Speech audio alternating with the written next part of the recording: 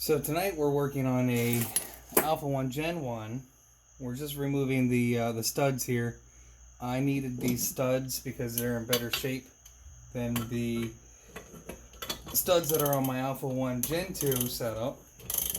I bought this setup here from a guy out of Newark, Delaware. He was off of the upper Chesapeake. Told me some sham of a story about having this extra large monster motor inside this Liberator, I guess. I think it was a Liberator.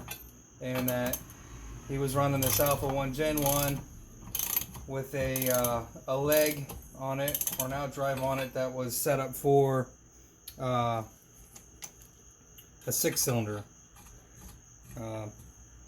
So I went over to replace, I needed an Alpha 1 Gen 2 and I didn't realize it because I was making this purchase in a hasty, fast fashion. I needed to replace the gimbal housing on the back of my current boat, which is a 24-foot Rinker Captiva.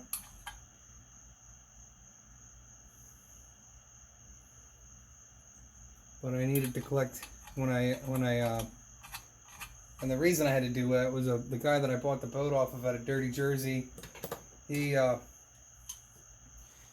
a crack in this right here along the shift cable and the gimbal housing, and I did not realize that until it was too late. I already purchased the boat and I was already home with it. It sucks because then I paid someone to weld that. It's a little bit thicker on the Gen 2, but it's not much thicker, and I have the micrometer here somewhere.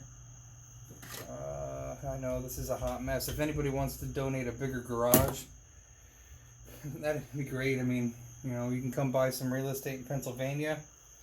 I've been selling real estate since since 2005. What the hell did I do with that? So let me find. Oh, there's my micrometer. So you know, just to point out how thin this wall is on this housing, and how ice does not play, water and ice in the Northeast here does not play very well. You're talking 4 millimeters, 0.1865,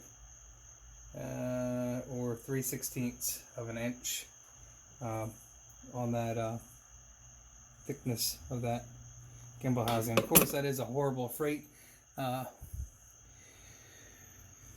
micrometer. So we're gonna tighten this down here. I'm just showing you how to remove the shift.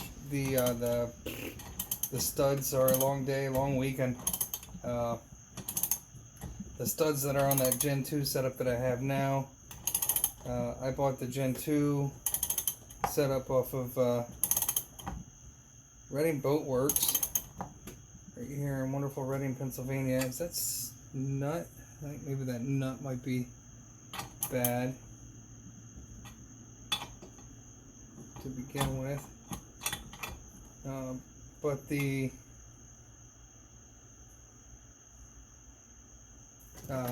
housing that I bought from the Reading Boat Works had some crappy, the threads on it, they were shot. So, you know, there's one or two ways you can do this. You can stack the nuts on it. You go to Ace. You know, I bought a whole bunch of new nylon locking threaded nuts from Ace. They were $1.59 a piece. I went to Lowe's first, but Lowe's didn't have them.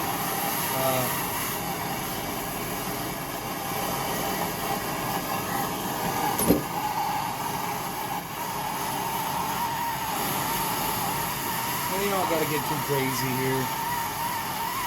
You know, if this is on the back of the boat, you might have bellows connected to it. You just want to replace one stud.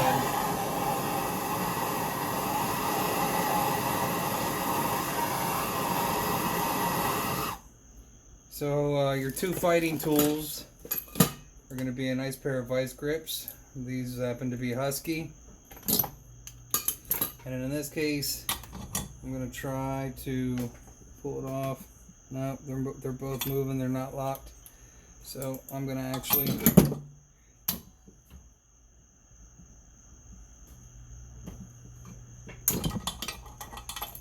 with this instead.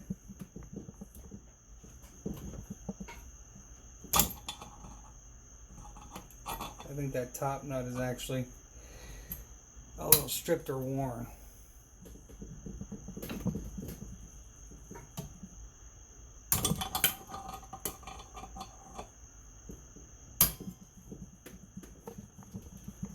My nice, wonderful workbench. Someday I'll have a real garage. If I sell more real estate, you know. Been licensed since 2005. I haven't found my Honeywell of wealthy people to buy lots of real estate. But here you have it.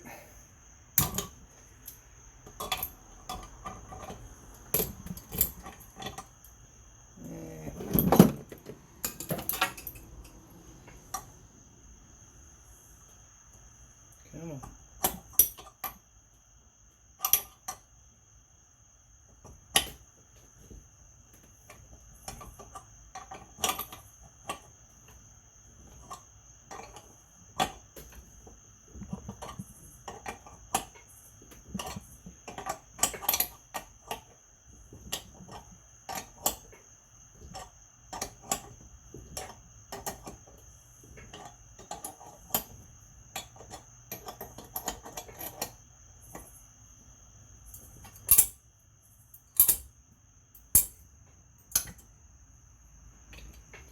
Obviously be careful because it's probably still hot,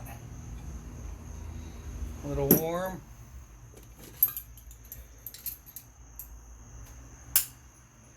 And you back your nut off.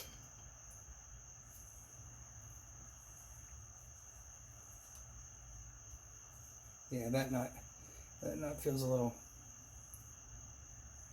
shitty. Oop.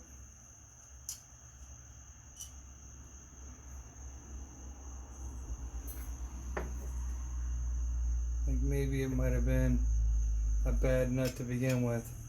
A bad nut to begin with. Anyways, I'll pull the other one here too. You know, you can buy these stud kits off of Amazon though. If you look up like mercruiser Alpha 1 Gen 2 or Alpha 1 Gen 1 stud kit, you can find these. And there you go, voila.